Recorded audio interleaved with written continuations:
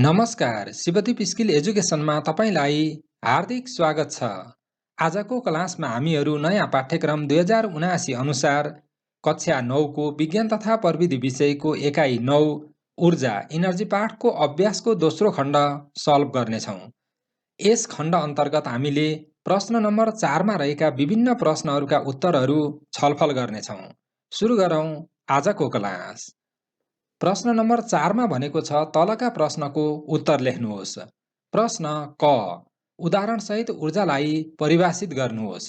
उत्तर: कार्य गर्न सक्ने क्षमतालाई ऊर्जा भनिन्छ, जस्तै सूर्यबाट प्राप्त ताप र प्रकाश।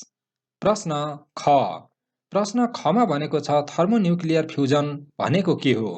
उत्तर: उच्च तापक्रम र चापको उपस्थितिमा हाइड्रोजन परमाणुहरू संयोजन भई हिलियम परमाणुहरू बन्ने प्रक्रियालाई थर्मोन्युक्लियर फ्युजन भनिन्छ। प्रश्न ग, प्रश्न गमा भनेको छ सूर्यमा न्युक्लियर फ्युजनका लागि उपयुक्त अवस्थाहरू लेख्नुहोस्। उत्तर: सूर्यमा न्युक्लियर फ्युजनका लागि उपयुक्त अवस्थाहरू निम्न छन्। नम्बर 1, प्रचुर मात्रामा हाइड्रोजन। सूर्यमा पर्याप्त मात्रामा हाइड्रोजन हुनाले थर्मोन्युक्लियर फ्युजन निरन्तर हुन्छ। नम्बर 2, उच्च तापक्रम। सूर्यको उच्च तापक्रमले स्वतन्त्र प्रोटोनहरूको निर्माण गर्छ। नम्बर 3, उच्च चाप। सूर्यको कोरमा पर्ने उच्च चापले प्रोटोनहरूलाई संयोजनका लागि नजिक ल्याउँछ। यी तीनवटा कारणहरूले गर्दा के भइरहेको छ? सूर्यमा न्युक्लियर फ्युजन भइरहेको छ। यिनै तीनवटा कारणहरू नै के हुन् त? सूर्यमा न्युक्लियर फ्युजन हुने उपयुक्त कारणहरू हुन्। यस प्रकार हामी सूर्यमा न्युक्लियर फ्युजनका लागि उपयुक्त अवस्थाहरू लेख्यौं। अब हेरौं प्रश्न घ। प्रश्न घमा भनेको छ निम्न ऊर्जालाई सौर्य ऊर्जाको उपजका रूपमा पुष्टि गर्नुहोस्। यहाँ हामीलाई जलविद्युत, जीवावशेष इन्धन र वायु ऊर्जा दिएको छ। यिनीहरू कसरी सौर्य ऊर्जाका उपज हुन्? हामीले त्यसको बारेमा लेखौं। नम्बर अ अर्थात् जलविद्युत। सूर्यको कारणले नियमित रूपले जल चक्र सञ्चालन हुँदा खोला तथा नदीहरू अविरल रूपले बग्छन् र सधैँभरि जलविद्युत उत्पादन गर्न सकिन्छ। त्यसैले जलविद्युत सौर्य ऊर्जाको उपज हो। त्यसैगरी दोस्रो छ जीवावशेष इन्धन। यसलाई हामी यस प्रकार लेख्न सक्छौं, हरिया बोट बिरुवाहरूले प्रकाश संश्लेषण क्रियाद्वारा आफ्नो खाना अर्थात् ग्लुकोज बनाउँछन्। तिनै बिरुवाका विभिन्न भागहरू जमिनभित्र पुरिन गई लाखौं वर्षपछि जीवावशेष इन्धन बन्दछन्। त्यसैले जीवावशेष ऊर्जा सौर्य शक्तिको उपज हो। अन्तिममा दिएको छ वायु ऊर्जा। वायु ऊर्जाको बारेमा यस प्रकार लेख्न सक्छौं, सूर्यको तापले गर्दा हावा बहन्छ। नियमित रूपमा हावा बहँदा वायु शक्तिलाई विद्युत शक्तिमा रूपान्तरण गर्न सकिन्छ। त्यसैले वायु ऊर्जा पनि सौर्य ऊर्जाकै उपज हो। यी दिएका ऊर्जाहरू सौर्य ऊर्जाकै कारणबाट बनेका हुन् अथवा सञ्चालित छन् भन्ने कुरा हामीले यहाँ छलफल गर्यौं। तपाईहरूले कुनै पनि कुराहरू बुझ्नु भएन भने शिक्षकहरूसँग छलफल गर्नुहोला अथवा साथीहरूको समूहमा रहेर छलफल गर्नुहोला। यसरी छलफल गर्दा हामीले पढेका कुराहरू सम्झिन्छ, साथै नयाँ कुराहरू सिक्नको लागि समेत सहयोग पुग्छ। च्यानलको लागि नयाँ हुनुहुन्छ भने च्यानललाई सब्स्क्राइब गर्न र भिडियोलाई लाइक गर्न भने नबिर्सिनुहोला। तपाईले गर्नुभएको लाइक र तपाईले गर्नुभएका कमेन्टहरूको आधारमा मैले नयाँ भिडियोहरू बनाउँदै जानेछु। अहिले भने हेरौं प्रश्न ङ। प्रश्न ङमा भनेको छ सूर्यमा शक्ति उत्पन्न हुने प्रक्रिया व्याख्या गर्नुहोस्। उत्तर: सूर्यमा विभिन्न चरणहरू पार गरेर 4 वटा हाइड्रोजन परमाणुको संयोजनबाट एउटा हिलियम परमाणु बन्छ। यो थर्मोन्युक्लियर फ्युजन प्रक्रियालाई छोटकरीमा निम्न समीकरणको रूपमा लेख्न सकिन्छ, जुन समीकरण यस प्रकार छ। यो रासायनिक प्रतिक्रियामा अथवा यो प्रतिक्रियामा के हुन्छ भने 4 वटा हाइड्रोजन परमाणुहरू मिलेर एउटा हिलियम परमाणु बन्छ, साथै 2 वटा पोजिट्रोन र इनर्जी अर्थात् शक्ति उत्पन्न हुन्छ। यही शक्ति नै के हो त? सूर्यमा उत्पन्न हुने शक्ति हो। अर्थात् यो प्रक्रियाबाट सूर्यमा शक्ति उत्पन्न हुन्छ। हामीले यस प्रकारले लेख्यौं। अब हेरौं प्रश्न च। प्रश्न चमा भनेको छ सौर्य ऊर्जा प्रविधिमा आधारित कुनै दुई उपकरणको कार्य सिद्धान्त सचित्र वर्णन गर्नुहोस् भनेको छ। सौर्य ऊर्जा प्रविधिमा आधारित कुनै दुई उपकरणहरूको कार्य सिद्धान्त सचित्र वर्णन गर्नुहोस् भनेको छ। हामीले सबैभन्दा पहिले चित्र हेरौं। सोलर टुकी र अर्को छ सोलर वाटर हिटर। यी दुईवटा चित्रहरू हामीले हेर्यौं र यी दुईवटा उपकरणहरूको बारेमा अब हामी यस प्रकार लेख्न सक्छौं। यसमा थोरै संख्यामा फोटोभोल्टेइक सेलहरूको प्रयोग भएको हुन्छ। कम विद्युत धाराको प्रवाहबाट बल्ने एलइडी बत्तीको जडान गरिएको हुन्छ। यस प्रकारले सोलर टुकीले काम गर्छ। त्यसैगरी दोस्रो हो solar water heater. Solar water हिटरको बारेमा हामी ट्याङ्कीसँग समानान्तर रहने गरी इभ्याक्युटेड ट्युबहरू जोडिएको हुन्छ। तापलाई बाहिर जान नदिनका लागि कुचालकको प्रयोग गरिएको हुन्छ। ट्याङ्कीको तल्लो भागबाट पाइपहरूमा पठाइएको चिसो पानी सूर्यको तापले तात्दा घनत्व घट्न गई ट्याङ्कीको माथिल्लो भागमा जम्मा हुन्छ। फेरि ट्युबमा चिसो पानी प्रवेश गर्छ। यस क्रमले सम्पूर्ण पानी तात्छ। अब हेरौँ प्रश्न 6। प्रश्न 6 मा भनेको छ वैकल्पिक ऊर्जाको स्रोत भनेको के हो? कुनै दुईवटा उदाहरणहरू लेख्नुहोस्। उत्तर: परम्परागत रूपमा प्रयोग गर्दै आइएका मुख्य ऊर्जाका स्रोतहरूको सट्टामा प्रयोग गर्न सकिने ऊर्जाका स्रोतहरूलाई वैकल्पिक ऊर्जा भनिन्छ। उदाहरणको लागि जैविक ऊर्जा, वायु ऊर्जा। अब हेरौँ प्रश्न ज।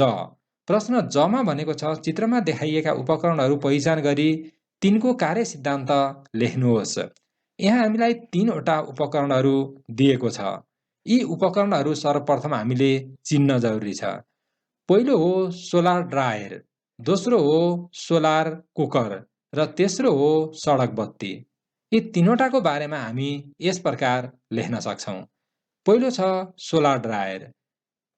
तीनतिर कुचालकको घेरा र त्यसको माथि काँचको छड्के सतह राखेर बक्स बनाइएको हुन्छ। भित्री भागमा कालो रङ लगाइन्छ। अगाडिपट्टिको तल्लो भागमा चिसो हावा भित्र जानका लागि पुवाल बनाइएको हुन्छ र पछाडिपट्टिको माथिल्लो भागमा तातो हावा बाहिर जानको लागि अर्को पुवाल बनाइएको हुन्छ।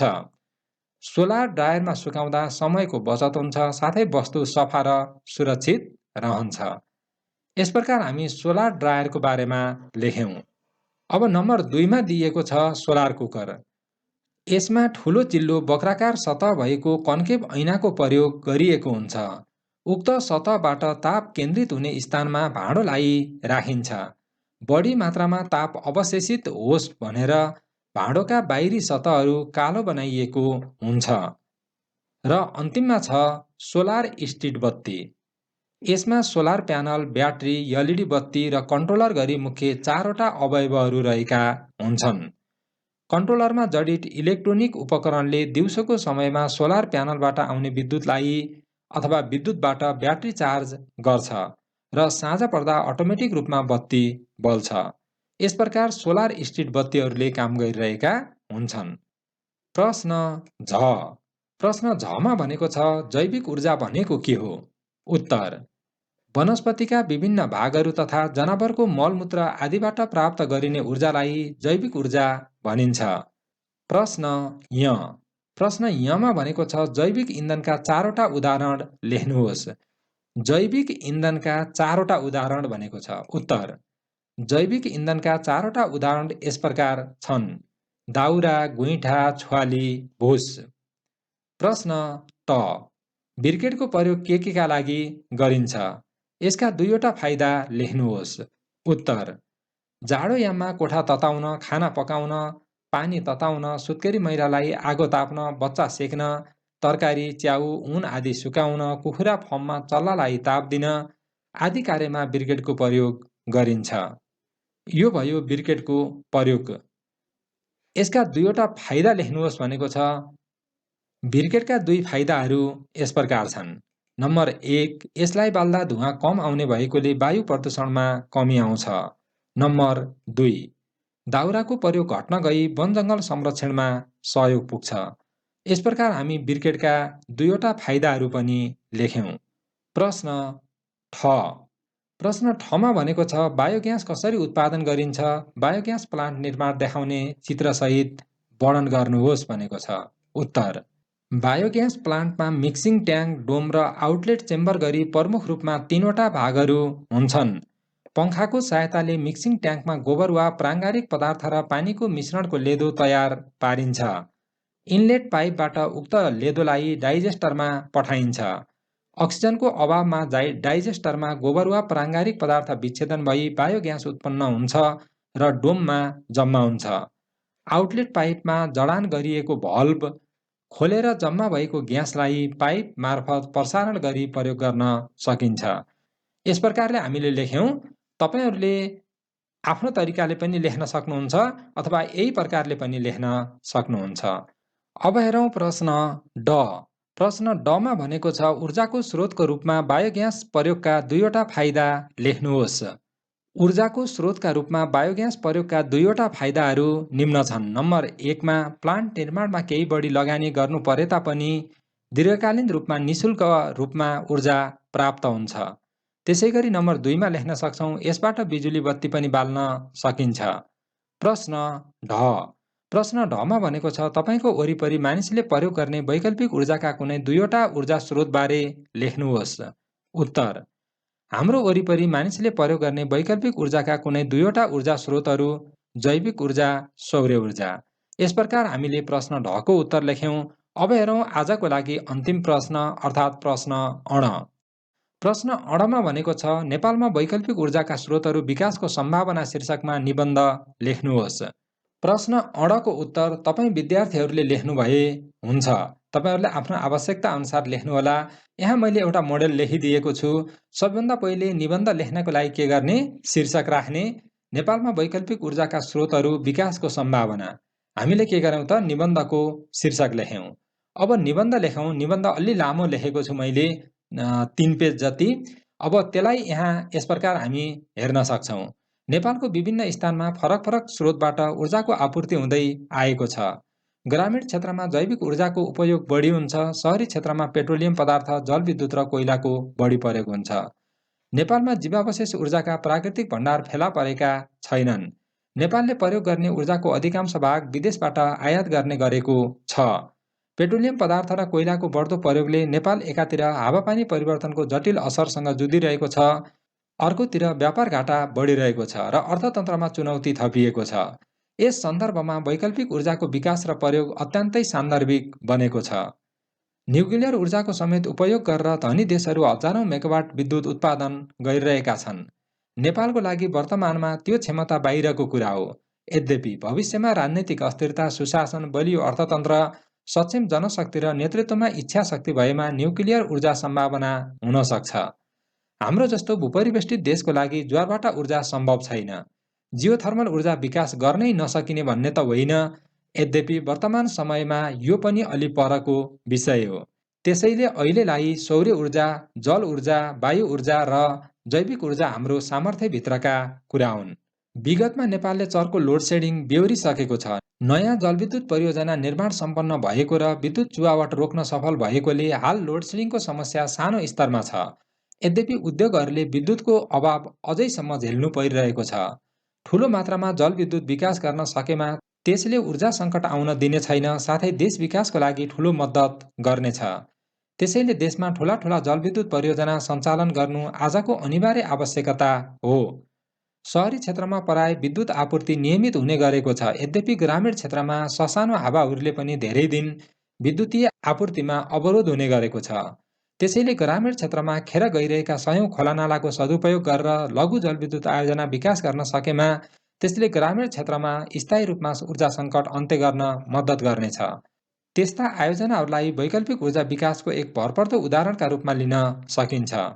बढ्दो ऊर्जाको अभावसँग जुधिरहेका ग्रामीण क्षेत्रका नागरिक सौर्य ऊर्जातर्फ आकर्षित हुन थालेका छन्। ग्रामीण क्षेत्रमा घरहरू टाढा टाढा हुने कारणले अन्य ऊर्जाको प्रयोग जटिल र खर्चिलो हुन्छ। यस सन्दर्भमा सौर्य ऊर्जाको प्रयोगलाई व्यापक बनाउन सकेमा त्यसले विकटका गाउँहरूमा ठूलो राहत दिनेछ। सौर्य ऊर्जा ग्रामीण क्षेत्रको लागि मात्र नभएर शहरी क्षेत्रको लागि पनि उत्तिकै उपयोगी वैकल्पिक ऊर्जाको स्रोत हुन सक्छ। नेपालका केही ठाउँमा हावाबाट ऊर्जा निकाल्ने प्रयास पनि थालिएका छन्। निरन्तर हावा बहने स्थानमा जडान गरिएका वायु टर्बाइनको सहायताले विद्युत उत्पादन गर्न सकिन्छ। विकट उच्च हिमाली जिल्लाहरूमा यसको सम्भावना उच्च छ। वायु ऊर्जालाई उच्च हिमाली जिल्लाहरूको लागि एक भरपर्दो वैकल्पिक स्रोतको रूपमा लिन सकिन्छ। ग्रामीण क्षेत्रमा वनस्पतिका विभिन्न भागहरू, दाउरा, छ्वाली, भुस तथा जनावरको मलमूत्रलाई ऊर्जाको रूपमा प्रयोग गरिँदै आइएको छ। यस प्रकारका जैविक ऊर्जा नवीकरणीय भएकाले नेपालको ग्रामीण क्षेत्रमा विगत लामो समयदेखि प्रयोग गरिँदै आइएको छ। कतिपय स्थानमा बायोग्यास प्लान्ट निर्माण गरेर प्रयोग हुँदै आएको छ। वर्तमान समयमा शहरी क्षेत्रमा समेत जैविक ऊर्जाको रूपमा ब्रिकेटको प्रयोग गरिन लागेको छ। नेपालको नवीकरणीय तथा वैकल्पिक ऊर्जाको स्रोतको विकास तथा प्रवर्धन गर्ने उद्देश्यले वैकल्पिक ऊर्जा प्रवर्धन केन्द्रको स्थापना समेत गरिएको छ। यसले वैकल्पिक ऊर्जाका स्रोतहरूको उत्पादनमा सहयोग गर्दै आएको छ।